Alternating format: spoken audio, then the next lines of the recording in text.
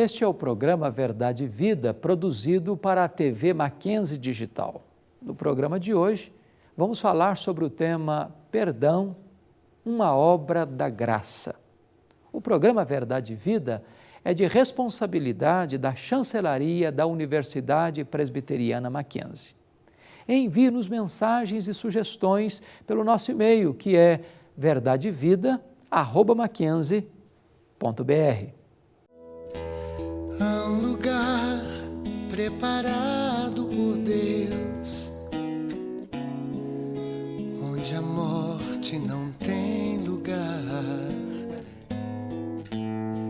Para você, depois que atravessar a linha da fronteira, feche os olhos, tente imaginar a cidade que do céu virá. Quando o tempo atravessar a linha da fronteira, há um lugar que a glória do nosso Deus faz brilhar, e os nossos olhos poderão contemplar quando a gente atravessar a linha da fronteira. Há um lugar para quem no mundo não há lugar. Deixa no mundo que não pode estar lá. É preciso livre atravessar a linha da fronteira.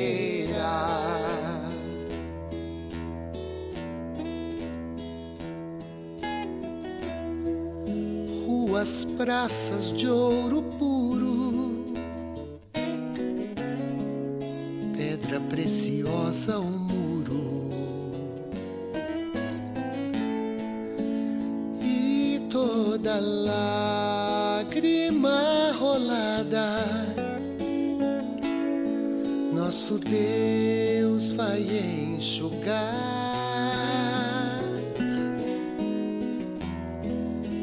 Lá não há lugar escuro, e viver é tão seguro. Vida eterna abençoada, junto ao nosso Deus. O caminho é estreito pra chegar, mas a graça do Senhor nos basta. Marcas que o mundo nos fez, Ele vai curar. Nova vida que se viver é a lição que temos que aprender. Com Jesus atravessar a linha da fronteira. Há um lugar que a glória do nosso Deus faz brilhar, e os nossos olhos poderão contemplar quando a gente atravessar a linha da fronteira. Há um lugar para quem no mundo não há lugar. Deixa no mundo que não pode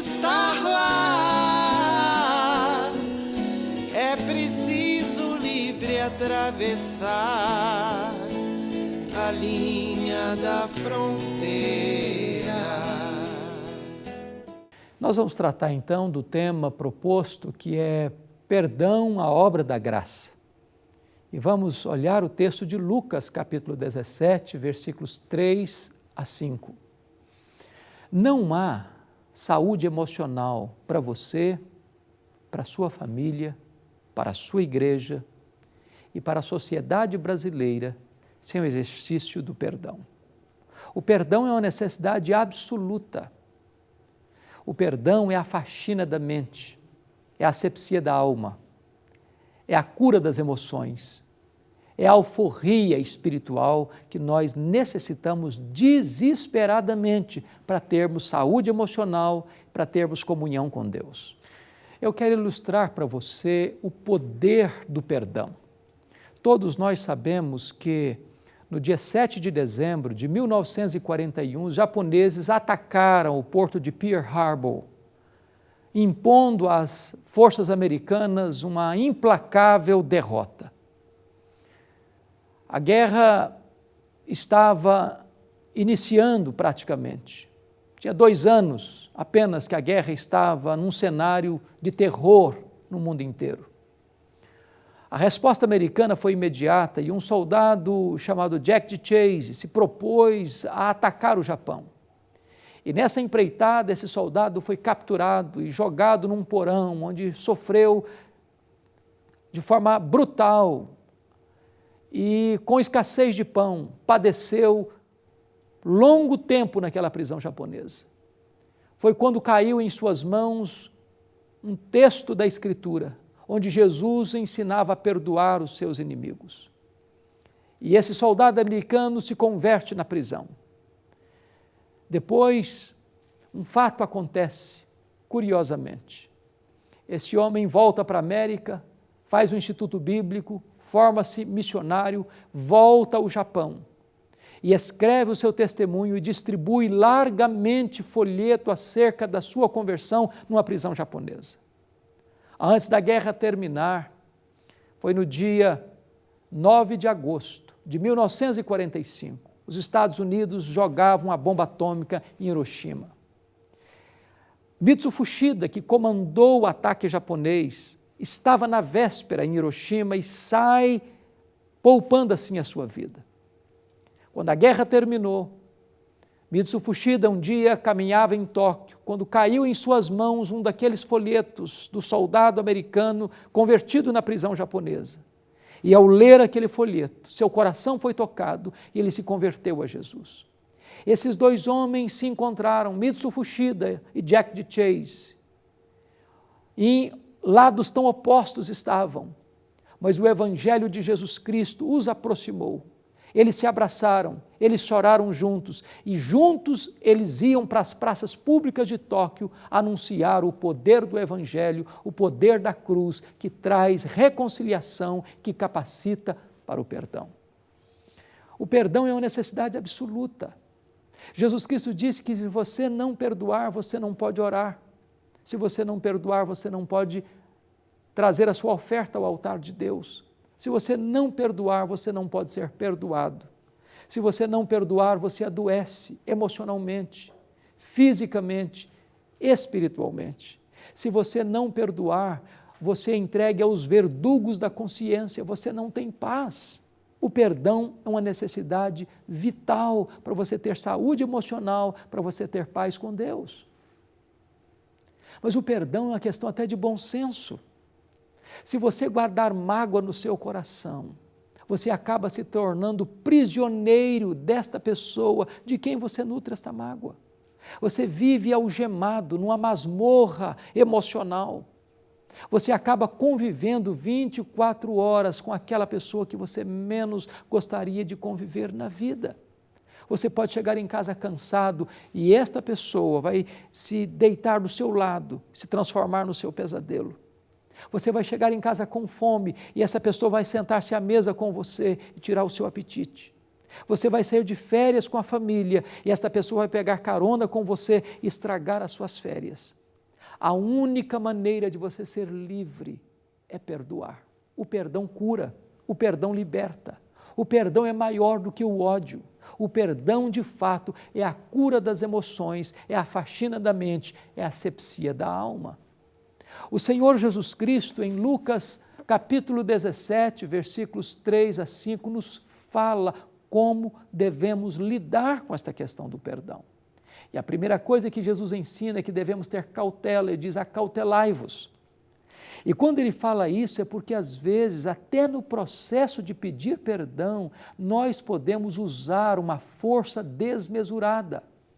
Em outras palavras, nós podemos humilhar as pessoas, nós podemos esmagar a cana quebrada, nós podemos apagar a torcida que fumega, nós podemos achatar as emoções das pessoas. Quando se trata de perdão, as pessoas estão machucadas, feridas, doídas, e nós precisamos ter tato, jeito, cautela, para não machucarmos ainda mais e não abrirmos ainda mais este fosso da inimizade. Quando Jesus lidou com aquela mulher apanhada em flagrante adultério, os fariseus a jogaram aos pés de Jesus e disseram: a lei diz que pessoas assim devem ser apedrejadas, e tu o que dizes? Jesus Cristo não foca a sua atenção naquela mulher, mas nos seus acusadores, dizendo: aquele que estiver sem pecado, atira a primeira pedra. Os seus acusadores foram saindo. Jesus se volta para a mulher e diz: mulher, onde estão os teus acusadores? Eles não te condenaram, eu também não te condeno. Vai e não peques mais. Aquela mulher já estava sentenciada pela religião, pela lei, pela sua consciência, pelos seus acusadores, mas ela encontra no tribunal de Cristo libertação, perdão, restauração, oportunidade para recomeçar sua vida. Jesus não lidou de maneira leviana com o pecado, ele exigiu o rompimento com o pecado, mas tratou com aquela mulher que era uma cana quebrada, uma torcida que já estava fumegando, de maneira digna, trazendo a ela a bênção da possibilidade de uma reconstrução na sua caminhada. Jesus Cristo disse ainda: acautelai-vos, se o teu irmão pecar contra ti, vai a ele e repreende-o, se ele te ouvir, perdoa-o.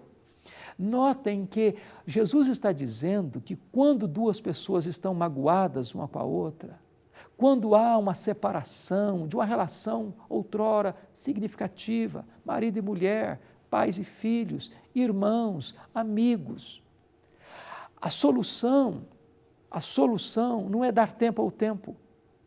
O tempo não é um santo remédio que cura as feridas emocionais. A gente pode perceber isso, por exemplo, no caso de Jacó e Esaú. Passaram-se mais de 20 anos, a mágoa estava lá. Os irmãos de José passaram-se 22 anos, a preocupação estava lá. O tempo pode gangrenar esta ferida em vez de curá-la. Também o Senhor está dizendo que o silêncio não é um santo remédio e nem é sinônimo de perdão. Quando Davi adulterou com Batseba, ele guardou esse segredo no coração, pensando que o silêncio pudesse aplacar a angústia da sua alma. Mas ele ficou debaixo da pesada mão de Deus e gemia de dia e de noite, alagando o seu leito. Porque, na verdade, o pecado precisa ser tratado, não podemos jogá-lo para debaixo do tapete. É preciso lidar com o confronto, com o diálogo, com a situação de acerto e não de esconder. Às vezes nós preferimos a comodidade da omissão ao desconforto do confronto, mas o confronto é necessário se nós queremos lidar de maneira honesta com a questão do perdão. Jesus está nos ensinando nesse texto que o perdão, ele é incondicional. Jesus diz assim: se por 7 vezes no dia pecar contra ti, 7 vezes vier ter contigo dizendo, estou arrependido, perdoa-lhe. Esta é uma situação inusitada para nós. Eu não conheço nenhum caso de alguém que pecou contra outrem 7 vezes num único dia e durante 7 vezes veio buscar perdão. Aliás, também está escrito em Mateus 18 que quando Jesus falava sobre a questão da reconciliação, se o teu irmão pecar, vai a ele, se ele ouvir, ganhaste o teu irmão, se ele não ouvir, leva 2 testemunhas, se ele não ouvir, fala para a igreja. Aí Pedro levanta uma pergunta: Senhor, até quantas vezes se deve perdoar alguém? Até 7 vezes? Pensando que era o número da perfeição, Jesus responde: não apenas até 7, Pedro, mas até 70 vezes 7. E é claro que Jesus não está lidando com a cifra matemática de 490 vezes. Ele está dizendo que o perdão é ilimitado e incondicional. Nós devemos perdoar como Deus em Cristo nos perdoou. O perdão não é o exercício da justiça, mas é a prática da misericórdia. Quando os discípulos ouviram esse discurso de Jesus, então eles disseram assim: então, Senhor, aumenta-nos a fé. Eu quero dizer para você que perdão não é uma coisa natural. O perdão é uma obra da graça de Deus. Só quando Deus opera em nós, só quando o Senhor aumenta a nossa fé, só quando o Espírito Santo amolece o nosso coração e leva a nossa mente, a nossa consciência cativa à obediência de Cristo, é que nós somos capacitados a perdoar. Eu passei por uma experiência muito dolorosa no ano de 1982. Eu estava começando o meu ministério e eu recebi um telefonema me informando que o meu irmão tinha sido assassinado por alguém conhecido nosso, de uma maneira brutal e violenta. A dor foi cruel e avassaladora. Mas a primeira palavra que Deus pôs na minha boca foram estas palavras: eu perdoo o assassino. Aliás, eu não tinha outra opção, ou perdoava ou adoecia, ou perdoava ou minha vida se transformaria no inferno, ou perdoava ou teria que abandonar o ministério. Se você não perdoar, você fica prisioneiro. Se você não perdoar, você adoece emocionalmente. Reter perdão e guardar mágoa é a mesma coisa que você beber um copo de veneno, pensando que o outro é quem vai morrer. Você se autodestrói. A mágoa é destrutiva. A mágoa cria fosso, abismo, e nós devemos construir pontes. A Bíblia diz que Deus em Cristo nos perdoou completamente, perfeitamente, eternamente. A Bíblia diz que Deus perdoa os nossos pecados e deles não mais se lembra. Em outras palavras, Deus não cobra mais a dívida. Deus não lança mais no nosso rosto aqueles pecados que nós confessamos e abandonamos. E é deste jeito que nós devemos perdoar uns aos outros. Talvez você precise pedir perdão para alguém.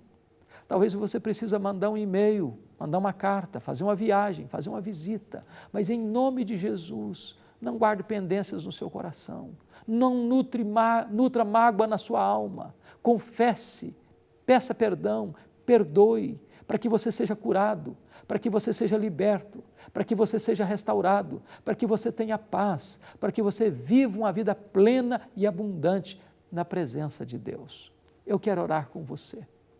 E eu quero colocar a sua vida no altar de Deus, para que Deus, na sua infinita graça, capacite você a perdoar e a pedir perdão. Vamos orar comigo. Deus querido, muito obrigado pela Tua palavra, pelo desafio que ela nos traz, pela capacitação que nós recebemos da Tua graça para exercitarmos o perdão. Nós não queremos, Deus, viver prisioneiros na masmorra da mágoa, com o nosso coração adoecido pelo ressentimento. Dá-nos a capacidade, Deus, de tirar todo o pus desta ferida e dá-nos a bênção, Deus, de vivermos livres, fora desta masmorra, desta prisão, dessas algemas. E permita, meu Deus, que aqueles que nos assistem agora tomem a decisão de perdoar incondicionalmente, para que possam ser perdoados e para que possam receber o Teu perdão e para que possam viver uma vida plena e abundante em Cristo Jesus. Esta é a nossa súplica, em nome de Jesus. Amém.